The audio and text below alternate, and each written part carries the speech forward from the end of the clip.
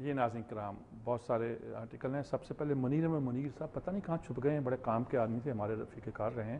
آتش فشاں کے نام سے پرچے میں مختلف انٹرویو کے حوالے سے بہت سی چیزیں ان کی چھپتی بھی تھیں, آتی بھی تھیں اور بہت اہم ہوتی. آج انہوں نے پاکستان کی تاریخ پر بہت اچھی گفتگو کرتے ہیں. محمد علی جناح کو قائد اعظم کا لقب کس نے دیا؟ قائد اعظم کس نے کہا؟ یہ بحث ہمارے یہاں جو چھڑی ہوئی ہے. اور 36 میں فلانے کو عام طور پہ کہا جاتا ہے جی کہ کوئی مضمون چھکا ہے چودھری ناصر محمود صاحب کا کہ مولانا مظہر الدین نے محمد علی جناح کو پہلی بار دسمبر 37 میں قائد اعظم کا لقب دیا. انسائکلوپیڈیا میں سید قاسم محمود نے لکھا ہے, لیکن یہ اور حوالے دیتے ہیں کہ مولانا احمد سعید دہلوی نے مراد آباد کی جامع مسجد میں واز کے دوران یہ لفظ استعمال کیا تھا.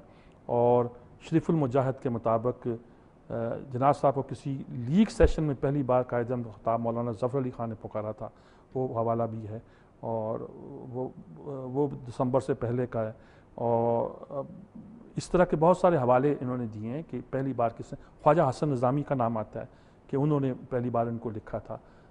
یہ ملا وحدی کا بیان ہے جو گویا ان کے دوست اور ساتھی تھے. بہت ساری کتابوں کے حوالے نے دیے اور پھر کہا کہ یہ لفظ صرف قائد اعظم کے ساتھ محمد علی جناح کے ساتھ استعمال نہیں ہوا اور لوگوں کے ساتھ استعمال. ابوالکلام آزاد کے ساتھ بھی امام الہند کے علاوہ قائد اعظم کا استعمال کرنے کی کوشش کی گئی تھی. مولانا محمد علی جوہر کے ساتھ کی گئی تھی. اور ایک عجیب بات انہوں نے یہ بتائی کہ سلطان عبدالعزیز ابن سعود کے نام کے ساتھ بھی قائد لکھا, جو سعودی عرب کے بانی ہیں ان کے نام بھی لکھا جاتا تھا. لیکن یہ مقبولیت صرف ایک ہی شخص کو حاصل ہوئی, کیسے ہوئی یہ پوری تاریخ ہے. اور دیکھیے ایک لفظ ہوتا ہے جو بن جاتا ہے کہ یہ قائد ہے, قائد اعظم ہے. اور مثلا دیکھیے داتا گنج بخش, بہت سے لوگ تو اس پہ شرعی گفتگویں کرتے ہیں گنج بخش کیسے کہتے ہیں. تو قطب الدین ایبک کے بارے میں پڑھیں, اس کو گنج بخش کہا جاتا تھا. بادشاہ تھا, مطلب کیا تھا؟ جو فیاضی کرتا ہے, لوگوں میں فیض بانٹتا ہے. تو داتا صاحب کے ہاں سے فیض جاتا تھا تو ساتھ داتا کا لفظ لگا کر داتا گنج بخش استعمال کیا گیا. تو چلا تو انہی کے ساتھ. قطب الدین ایبک تو کوئی گنج بخش تو نہیں کہتا نا جی. تو یہ ساری چیزیں جو ہیں. اظہار الحق صاحب کا مضمون ہے جی احترام کے ساتھ عطا اللہ قاسمی صاحب پہ انہوں نے کہیں پیروں وکیلوں کا اور روحانیت کے لوگوں کا ذکر کیا ہے. تو اس پہ انہوں نے اعتراض کیا ہے کہ تو مسلک کے آدمی کا بیٹا ہے, یعنی کہ دیوبندی ہے, اور تو ایسی باتیں کرتا ہے. جادوگری اور مستقبل طرح کی باتیں کرنا بہت سے لوگ کرتے ہیں, نجومی بھی کرتے ہیں, تمہیں تو نہیں کرنی چاہیے وغیرہ وغیرہ. بہت مزے, لیکن تھوڑا سا انہیں ایک طرح کا رکھنے کی ضرورت ہوتی ہے. اس معاملے میں بڑا نازک سا پہلو ہوتا ہے. جو پبلسٹی اپنی چاہتے ہیں, شہرت چاہتے ہیں, اس سے کمائی کرنا چاہتے ہیں, ان کو چھوڑ دیجیے. لیکن کوئی لوگ کوئی ویژنری ہیں, اللہ نے جن کو قوتیں دی ہیں, طاقتیں دی ہیں, اور وہ دیکھ کے کچھ بات کرتے ہیں, تو اس کو آپ سن لیا کریں, نہ مانیں. اور کہتے ہیں ماننی پڑتی ہیں, بہت سی باتیں ٹھیک بھی ہیں, یہ بھی بتایا انہوں نے. کسی نجومی کی بات بتائی, غلط بھی ہوتی ہیں. ہمارے ابو الفضل صدیقی تھے اردو کے بہت بڑے استاد نویس, ہمارے بزرگ چچا کہتے تھے ہم ان کو, اور ان کو کسی نجومی نے کہہ دیا تھا, پنڈت نے لکھ کے دے دیا تھا. وہ تھی جو خاندانی ہوتی تھی, بڑے لوگوں کی, ذمہ داروں کی. ہندوستان میں بدایوں کے نواب رہتے تھے کہ فلاں تاریخ کو تیری ڈیتھ ہوگی. تو ان کو یقین تھا کہ میری ڈیتھ اس دن ہو جائے گی. تو ساری رات بیٹھے رہے, دوست سیاج گندی سے لے کر سب کو دیکھتے ہیں کیسے ڈیتھ ہوگی. اس کے بعد 15-16 سال جیے. Pakistan new ISI chief is an enigma in West. اب یہ ہمارے جو نئے ظہور الاسلام جا رہے ہیں, ان کے بارے میں آنا شروع ہو گیا. یہ کیا ہے جو انہوں نے کہا پاشا تو ذرا بول دیتے تھے, بات کر دیتے تھے, اس سے لوگ جو سامنے کھل کر بحث بھی آتی تھی. یہ خاموش سے آتی ہیں, چپ کے بیٹھے رہتے ہیں اور زیادہ بات نہیں کرتے. سپورٹ سے دلچسپی, پہلی بار امریکہ میں 84 میں گئے تھے اولمپک اسکواڈ کے ساتھ. پھر یہ ٹریننگ کے لیے وہاں امریکہ سے ٹریننگ بھی لی ہوئی ہے. ان کا اپنا سٹائل ہے, اور نئے دور میں یہ ایک طرح کی. انہوں نے کہا کہ یہ بہت ٹھنڈے ہیں. ان کے ایک ساتھی نے کہا کھیرے کی طرح ٹھنڈے ہیں. پتہ نہیں تاثیر کے لحاظ سے کہا یا ویسے ٹھنڈا ہوتا ہے, تو کھیرے کی طرح ٹھنڈے, لائک کمبر.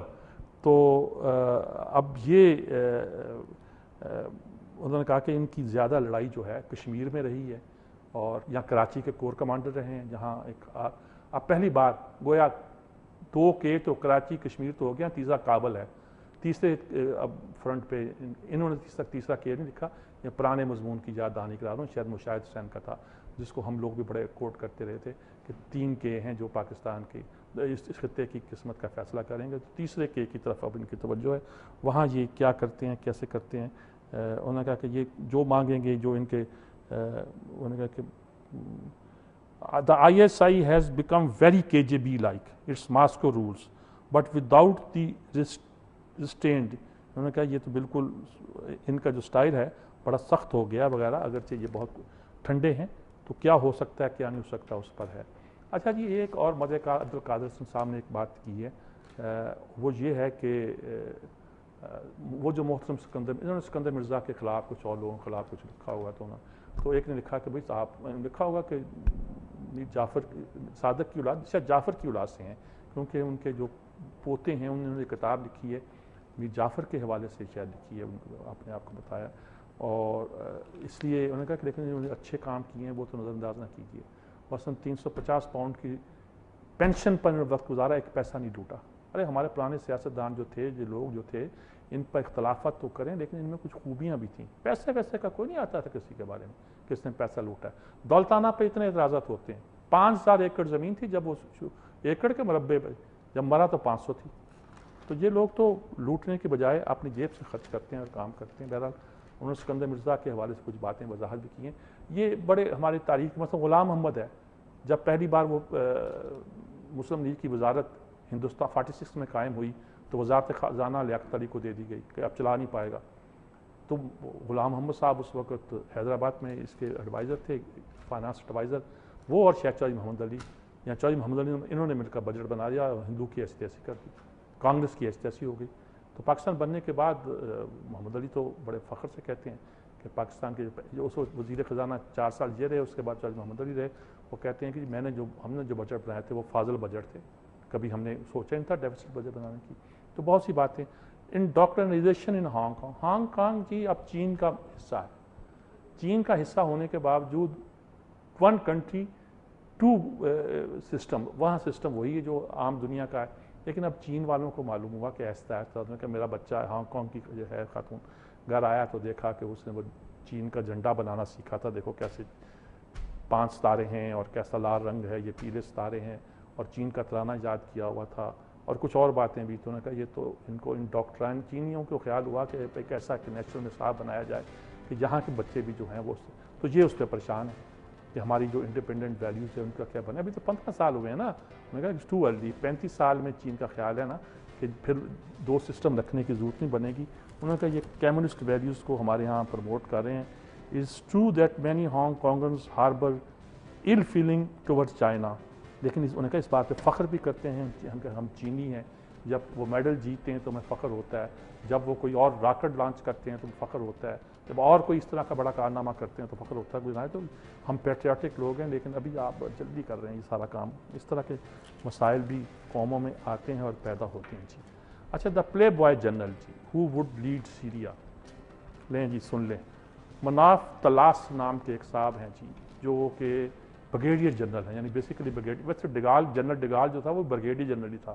1 سٹار جنرل ہوتا ہے امریکن ٹرمز میں. اسے بریگیڈیئر صرف نہیں کہتے، بریگیڈیئر جنرل کہتے ہیں 1 سٹار جنرل کے ساتھ. انہوں نے کہا کہ یہ ڈیفیکٹ کر گیا ہے، یہ اس سے ہٹ کے چلا گیا ہے. اس کے کتنے تعلق کس سے ہیں کیا نہیں ہے. اس کے بہن وہاں بیٹھی ہوئی ہے پیرس میں، بلینر ہے کیونکہ سعودی سے شادی ہو گئی اس کی، سعودی کنیکشن بھی موجود ہیں. تو اس کو سیل کیا جا رہا ہے جیسے البرادی کو پہلے کر رہے تھے مصر میں کہ وہ آ جائے امریکہ کے ساتھ کہ بھی ہم اس پہ ایگری کر جائیں. یہ بندہ ہے جو کہ لوگوں کو اکٹھا بھی کر سکتا ہے، رجیم کو بھی اکٹھا کر سکتا ہے. ویسے بھی اس حکومت میں تھا اور سنی تھا، یہ بھی بتا رہے ہیں. ہر چیز سیل کر رہے ہیں، آئیڈیا سیل کر رہے ہیں، نئی لیڈرشپ کو. اور ساتھ یہ بھی کر دا پلے بوائے جنرل.